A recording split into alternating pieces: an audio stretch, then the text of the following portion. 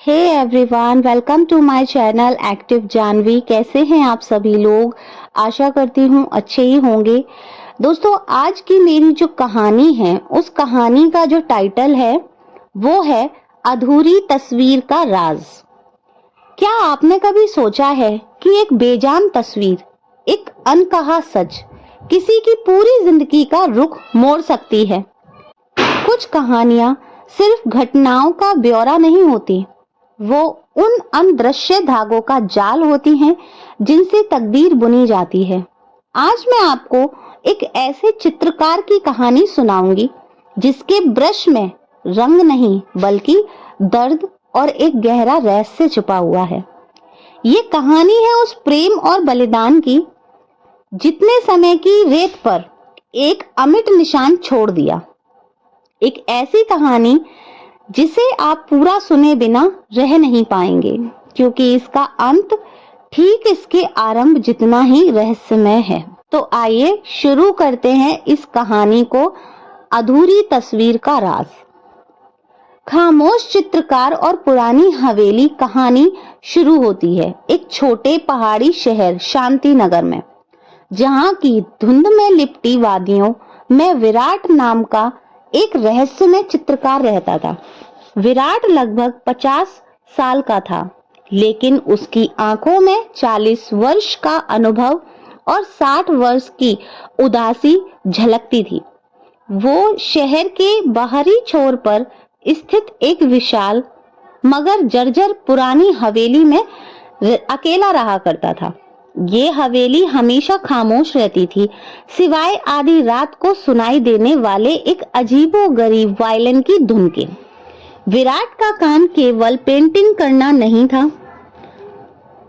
करना था, लेकिन वो एक ही तस्वीर पर बरसों से काम कर रहा था, एक अधूरी तस्वीर।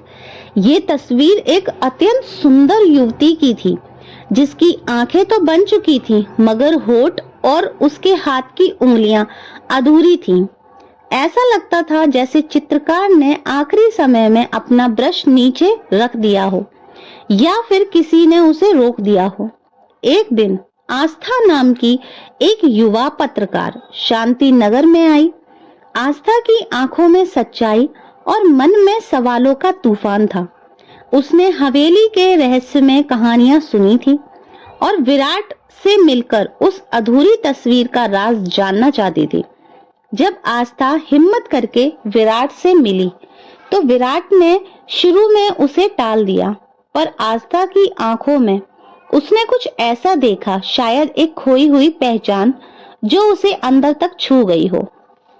विराट ने आस्था को हवेली के एक बंद कमरे में ले जाकर वो अधूरी तस्वीर दिखाई। जैसे ही आस्था ने उस युवती की आंखों को देखा, उसे लगा जैसे वो आंखें उसे पहचानती हो।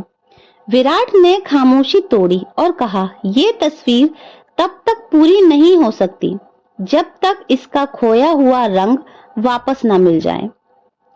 आस्था ने पूछा, कैसा रंग? विराट ने अपनी जेब से एक जंग लगा लॉकेट निकाला, जिसमें एक आधा जला हुआ कागज था। इस लॉकेट में लिखा था, वही इसे पूरा करेगा। ये लॉकेट मुझे उसी दिन मिला था जिस दिन ये तस्वीर अधूरी रह गई। लॉकेट का सुराग और पीछे छूटी यादें। लॉकेट में लिखा था एक तारीख और एक अजीब सा कोड, 12 अगस्त, सुरंग की आखिरी रात। आस्था ने छानबीन शुरू की।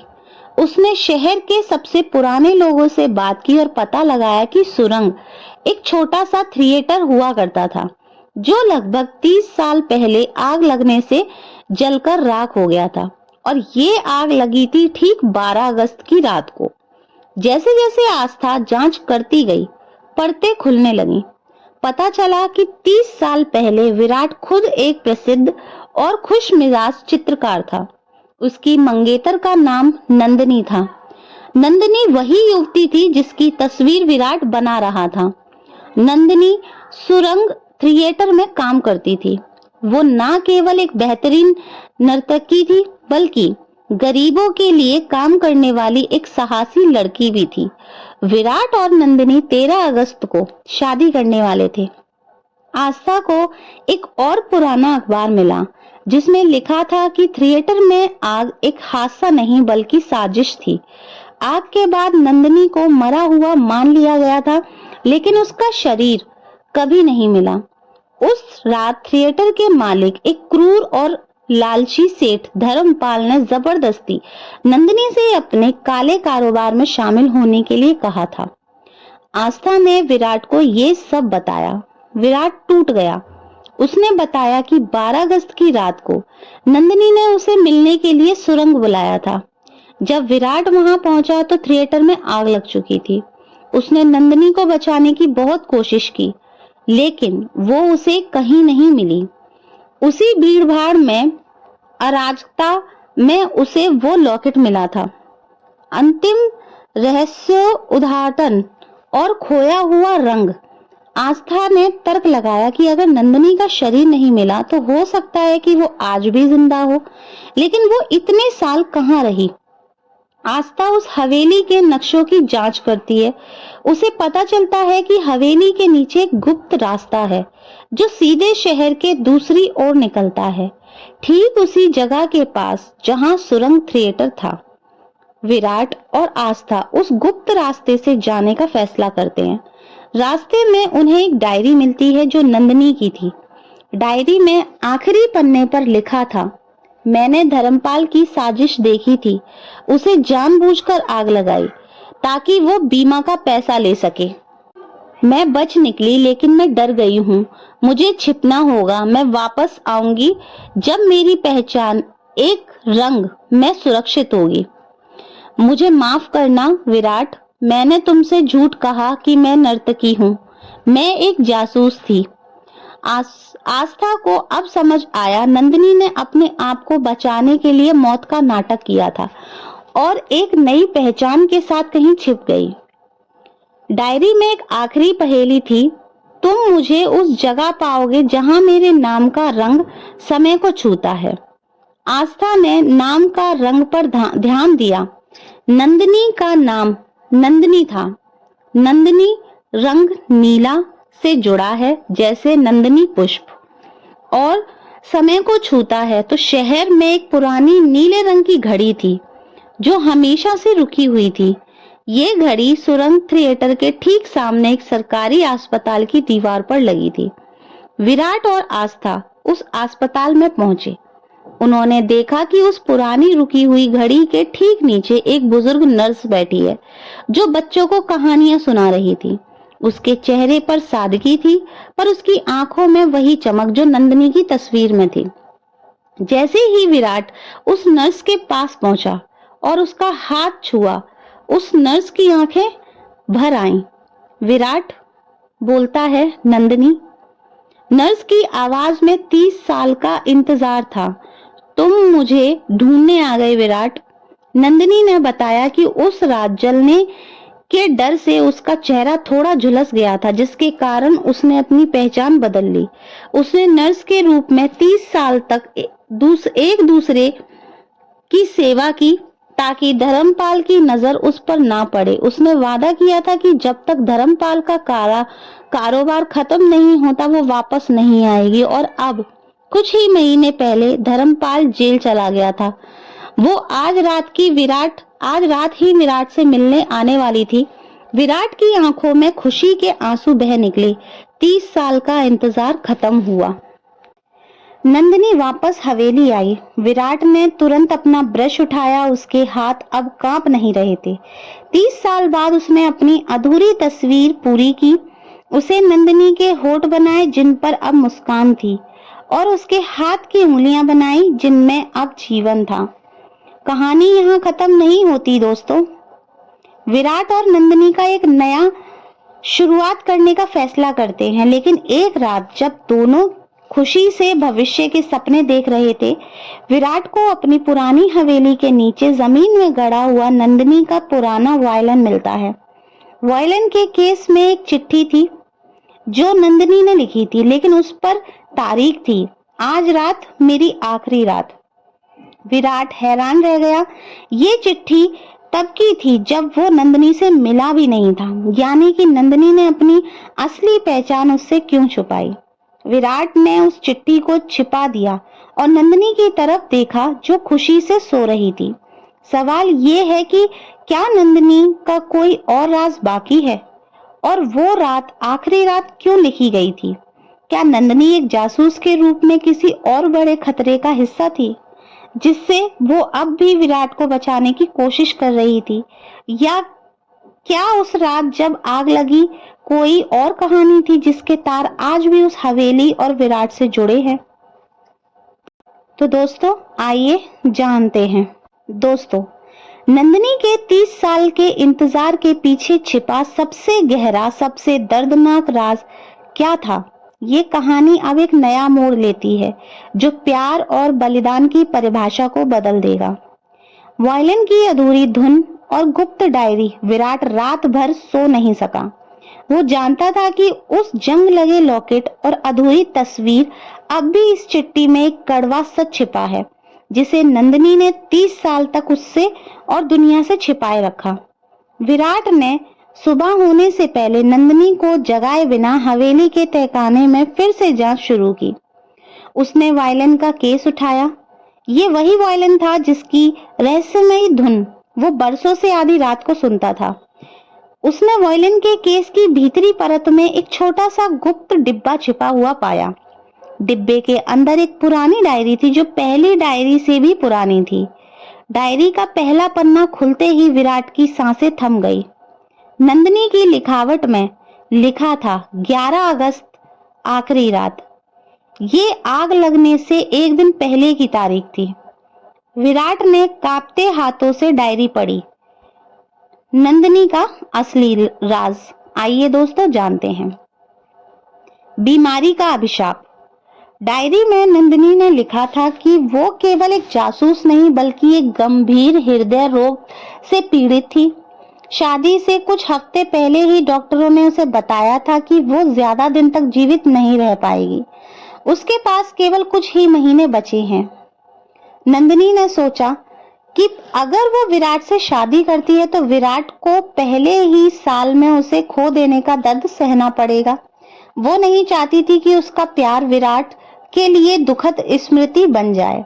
उसने निष्कर्ष निकाला कि इंतजार की उम्मीद खो देने के दर्द से ज्यादा मानवीय होता है। नंदिनी ने तय किया वो अपनी मौत का नाटक करेगी। जब सुरंग थिएटर में धर्मपाल ने आग लगाई तो नंदिनी ने इसे भगवान का इशारा समझा। वो गुप्त रास्ते से बाहर निकली और खुद को एक नर्स के रूप में एक नई पहचान दे दी।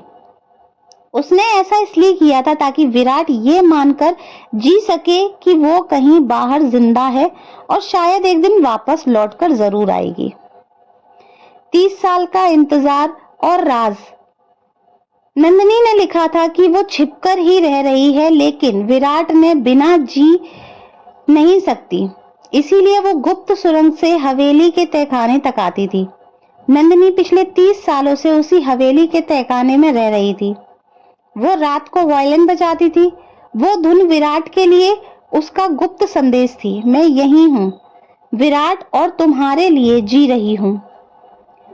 वो जानबूझकर तस्वीर को अधूरा छोड़ गई थी ताकि विराट के पास हमेशा एक मकसद रहे उसे पूरा करने का। विराट को समझ आया कि ये इंतजार नहीं, महाबलिदान था। नंदिनी ने अपने प्यार को हमेशा के लिए अमर रखने के लिए अपने आप को 30 साल के अकेलेपन की सजा दी थी। विराट डायरी को तहखाने में छिपाकर वापस नंदिनी के पास आया। उसने चिट्ठी या डायरी का जिक्र नहीं किया। उसने महसूस किया कि नंदिनी उसके राज के साथ स्वीकार करना ही सच्चा प्रेम है। वो नंदिनी का हाथ पकड़कर मुस्कुराया और बोला, नंदिनी, मुझे अब तुम्हारा कोई राज नहीं जानना। मुझे बस इतना पता है कि जो तस्वीर 30 साल पहले अधूरी रह गई थी वो अब पूरी हो चुकी है। चलो इस हवेली को छोड़कर कहीं बाहर निकलते हैं। विराट ने हवेली के दरवाजे पर नंदिनी के हाथ में वायलिन की लकड़ी से एक छोटा सा वाक्य लिखा। इंतजार हमेशा दर्द नहीं देता, कभी कभी वो प्यार को अमर बना देता है। और वे चल दिए। अब हवेली में कोई वायलिन नहीं बजता था। 30 साल के अमर इंतजार का सन्नाटा था।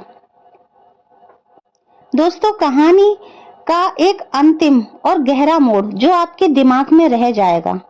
चलते चलते नंदिनी अचानक रुकती है और विराट से पूछती है, विराट, तुम इतने सालों में आधी रात को मेरे वायलिन की धुन सुनते थे? क्या तुमने कभी ये नहीं सोचा कि वो धुन इतनी अधूरी क्यों लगती थी? विराट को याद आया, धुन हमेशा बीच में ही रुक जाती थी। विराट बोलता है, मैंने सोचा कि ये सिर्फ तुम्हारी याद है जो अधूरी रह गई है। नंदिनी मुस्कुराती है और अपने नए नर्स वाली नौकरी का आईडी कार्ड दिखाती है जिस पर उसके हाथ का नाम लिखा था, गीतांजलि, नंदिनी का दूसरा नाम। और फिर वो एक ऐसा वाक्य कहती है जो पूरे रहस्य को नया अर्थ देती है। वो धुन अधूरी इसलिए थी विराट, क्योंकि उसे बजाने वाला कोई इंसान नहीं बल्कि मेरे द्वारा बनाया गया एक मैकेनिकल रोबोट था। उस रात आग लगने के बाद मैं तो तुरंत भाग गई, लेकिन मैंने उस रोबोट को तहखाने में छिपा दिया ताकि तुम मेरी यादों में जी सको। मैं तो नर्स के रूप में 30 साल तक तुम्हारे अस्पताल में ही काम कर रही थी। मैंने ये रोबोट इसलिए नहीं बनाया था कि तुम्हें धोखा दूं, बल्कि इसलिए कि शायद मैं तुम्हें याद ना आऊं तो भी तुम मुझ पर विश्वास बनाए रखो। विराट स्तंभ रह गया। अधूरी तस्वीर का असली राज यह था कि नंदिनी का बलिदान इतना गहरा था कि उसने खुद की नहीं बल्कि अपने प्यार के निशान को जीवित रखने के लिए रोबोट की मदद ली। क्या विराट अब नंदिनी को माफ कर पाएगा जिसने 30 साल तक उससे झूठ बोला, या क्या वो यह स्वीकार कर लेगा कि रोबोट की उस अधूरी धुन ने ही उन्हें 30 साल तक जिंदा रखा था? ये राज हवा में तैरता रहा, एक अधूरी धुन की तरह जिसे सुनने के लिए हर कोई एक बार शांतिनगर जरूर आता। तो दोस्तों, आपकी क्या राय है मुझे कमेंट सेक्शन में जरूर बताइएगा। आज की कहानी आपको कैसी लगी उसके बारे में भी मुझे कमेंट में जरूर बताइएगा। मिलती हूँ एक और इंटरेस्टिंग वीडियो के साथ। आज के लिए इतना ही। अपना ख्याल रखें। Thanks for watching. Her her Mahadev.